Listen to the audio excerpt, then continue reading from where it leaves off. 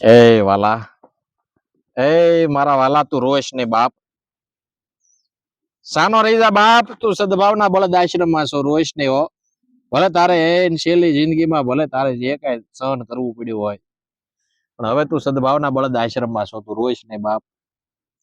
સાનો રહી જા મારા વાલા. તારી ચિંતા અમને છે. તું જીવીશ ને ક્યાં સુધી અમે તને હાચવશું. ચિંતા નહીં કરતો બાપ. આખી જિંદગી મહેનત કરી છે તે. તારી કાંધે ખેતર ખેડ્યા છે, પણ હવે ચિંતા ન કરતો. રોઈશ નહીં મારા બાપ, રોઈશ નહીં વાલા. ચિંતા નહીં કરતો. સદભાવના બળદ આશ્રમમાં છો તું. સાનો રહી જા બાપ. તારી વેદના અમને ખબર છે, તારી પીડા અમે જાણીએ છીએ. તારી સેવા કરશું, સારવાર કરશું. જીવીશ ક્યાં સુધી તને હાચવશું બાપ. તું રોઈશ નહીં હવે.